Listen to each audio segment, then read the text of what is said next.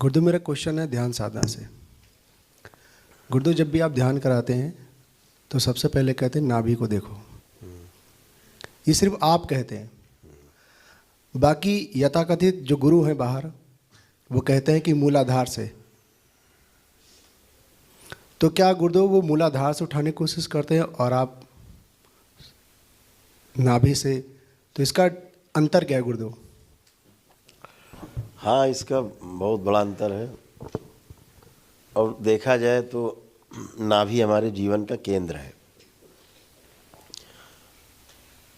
हमारे जीवन का केंद्र हमारा मूलाधार नहीं है। मूलाधार वो शरीर का हो सकता है, लेकिन जीवन का जो केंद्र है वो नाभि है। इसलिए दरबार ने कुछ ऐसी व्यवस्था की हुई है जिसे बहुत सार्वजनिक नहीं किया जा सकता, लेकिन इतना बताया जा सकता है कि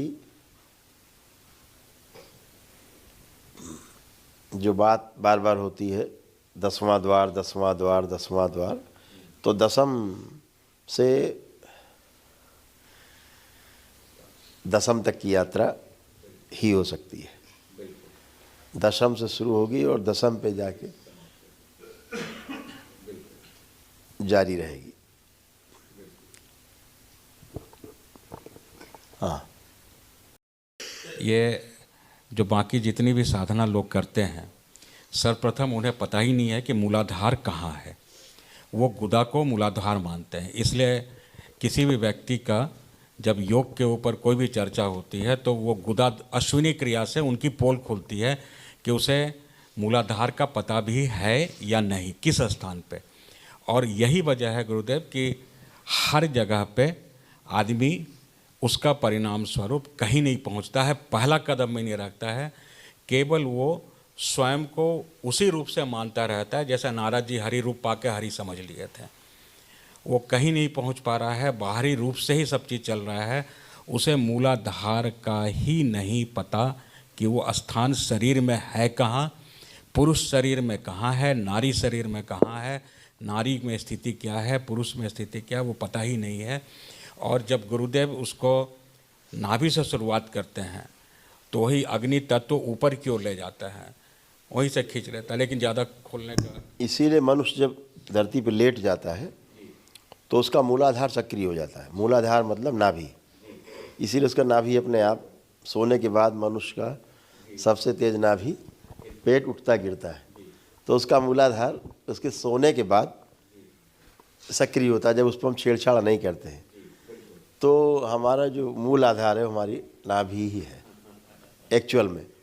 और जब तक लेटते नहीं तब तक आराम मिलता नहीं, क्योंकि संतुलन लेटे तो ही शुरू होता है इसका। हाँ, यस, हाँ हाँ, बिल्कुल। रावण हमेशा अपने मूलाधार पे ही रहता था। मूलाधार मतलब नाभि। नाभि पे ही हमेशा दसम 10 दल कमल, इससे नीचे उतरता ही नहीं था। वो खुली आंख से वो रहता है। रावण रहता था। राम खुली आंख से अनाहत पे रहते थे। कृष्ण खुली आंख से विशुद्धि पे निवास करते थे। खुली आंख से वो यहाँ रहते थे।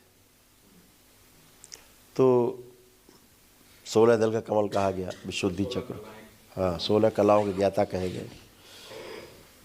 ये एक सांकेतिक भाषा में बहुत कुछ कहा गया।